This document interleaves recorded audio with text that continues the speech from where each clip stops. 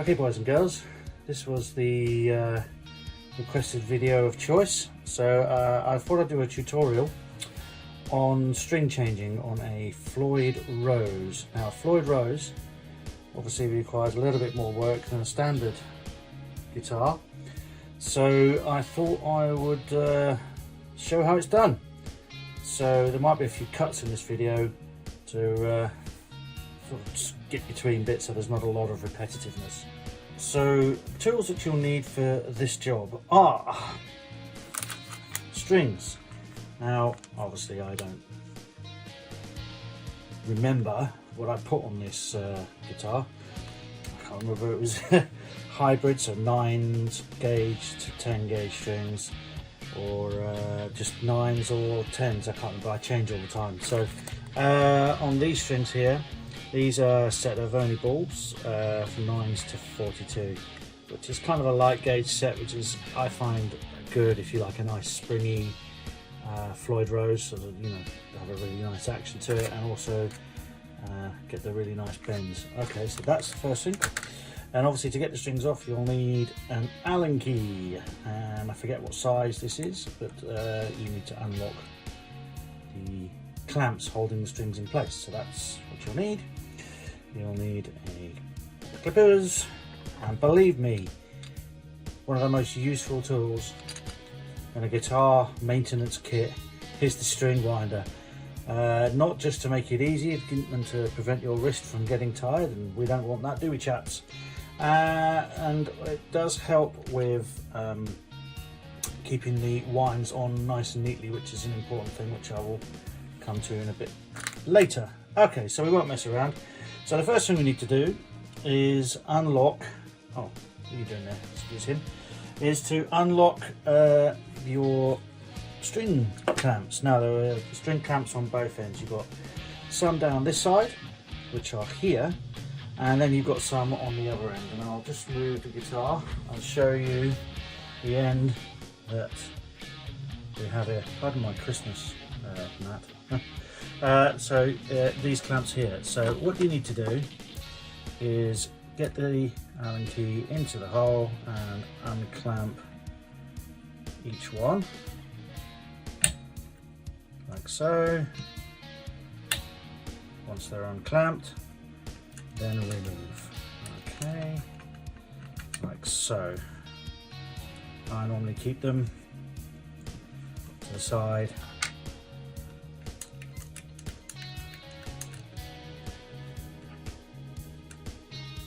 In the right order, so that you know where they're going to go. Right, so that's unclamped, and we'll move on. So now, if we're changing a set of strings and we're changing it to the same gauge, then I really recommend doing it one string at a time. Do not take all the strings off. If you do, then what will happen is this here will lift up like so, and it'll be very hard for you to tune.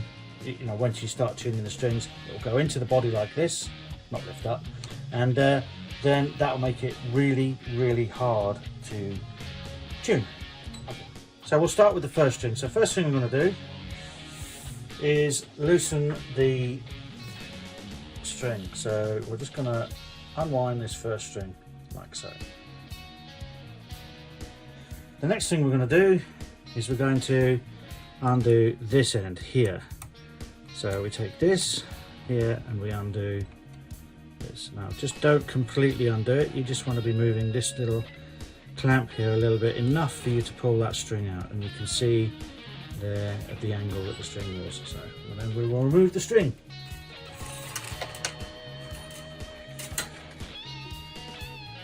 And we'll take the string off the guitar like so.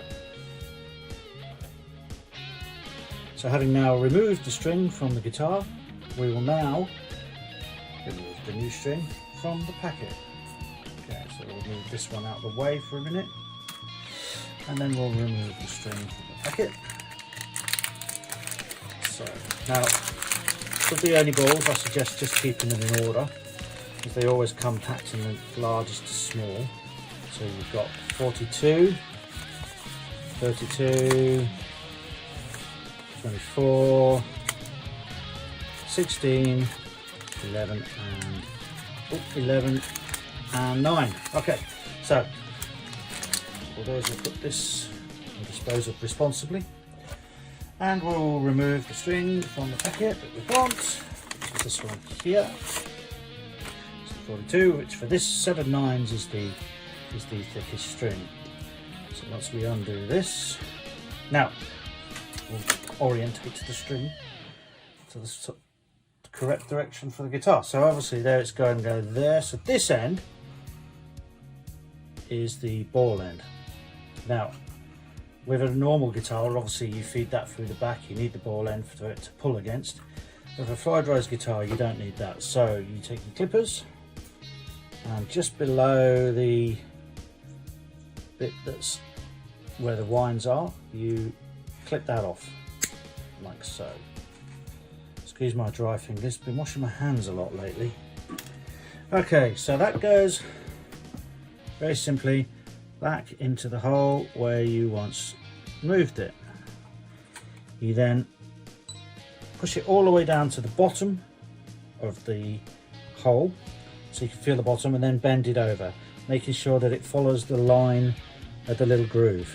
If it's off center, then you won't be able to get the guitar to tune up correctly, and it will never be right. So once you've done that, I like to lean a little bit on here to lift that up, and then we tighten this. So we tighten it just finger tight to start with, and then the Allen key goes into here, and then you turn it to the point where it won't go anymore without pushing too hard, and then just a tiny little nug in more, and that'll be enough to clamp it. So it's sort of hand tight and a bit more. I think that's quite important. Right.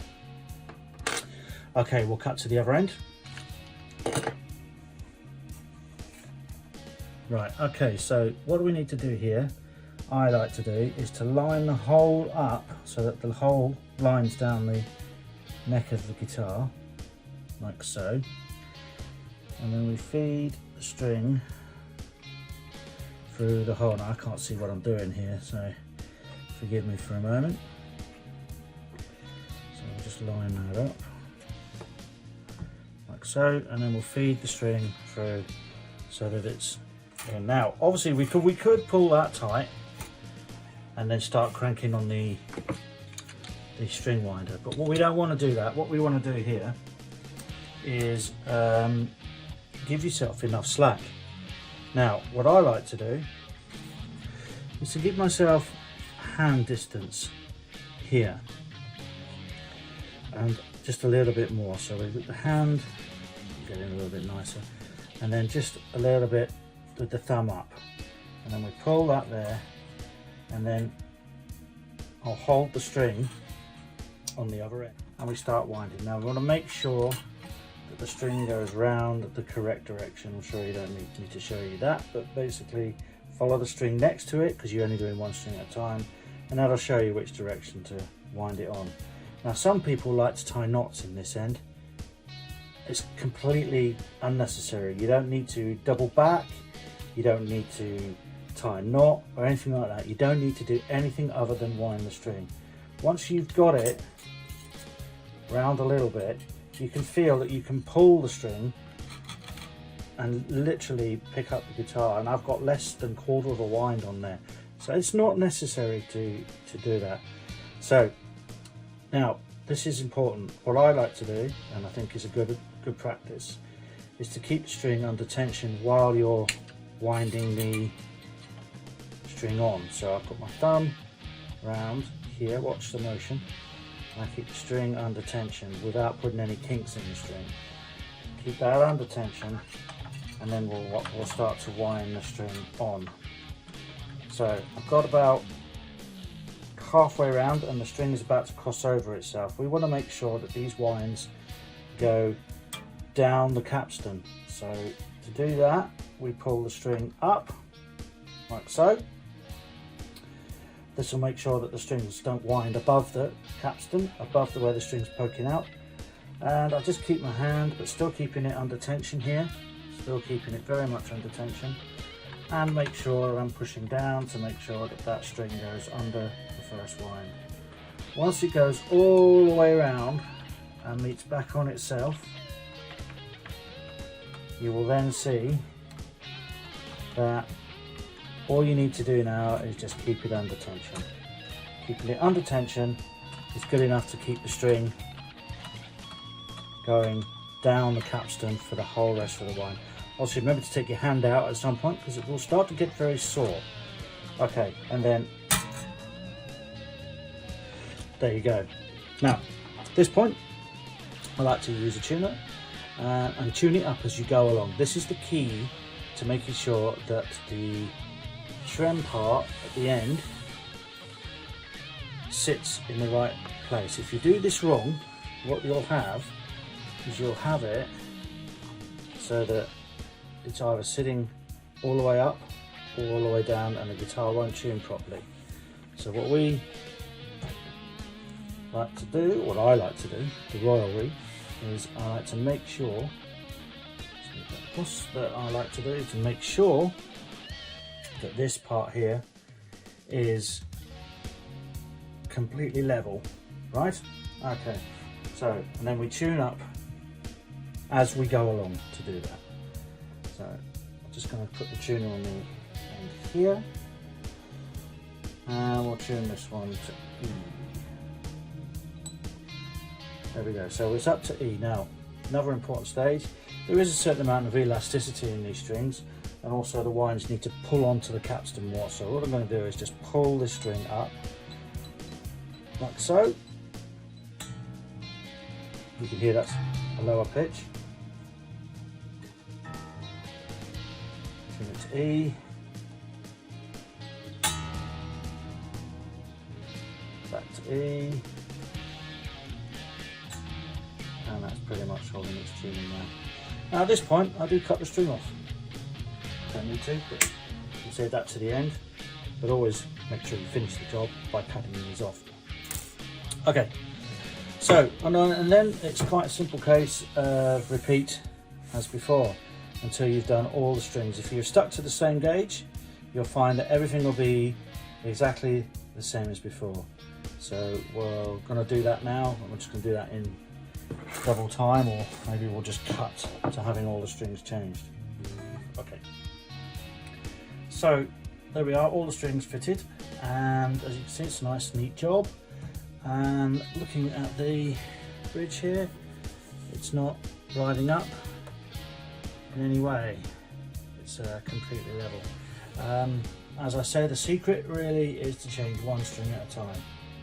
Now where some people come unstuck is when they change gauge. So if I was to put 10 gauge strings on here, what would happen is the extra tension would pull in this direction, meaning that this would lift up. And that is where, in the back of the guitar, you have these springs. And you can move the strings backwards and forwards with some screws, which are tucked away in here. In doing so, what you do is you raise and lower the bridge. So if you find that the bridge is sitting too far this way because you put some heavier strings on, what you do is you tighten the strings in the back to pull in this direction. So what that does is pull it back, but obviously that will mean that the strings will then change pitch because you pulled harder on the strings. Pulling harder obviously changes strings, much like bending the string. So what you do is you retune your guitar, you'll find it'll sit in a different position again. And you repeat in increments. Increments is your key when you're doing that. If people request it, I'll put a set of 10s on one of my other guitars that's got 9s on, and do a instructional video how to set the level. But for now, this concludes the basic string change on a Floyd Rose. If anyone's got any questions at all, please put them in the comments below, and I will do my best to answer them. Maybe in the form of another video or just a reply. Okay, feel free to message me, whatever you like, and please stay safe, people out there, and thanks a lot for watching this all the way to the end. Take care, bye.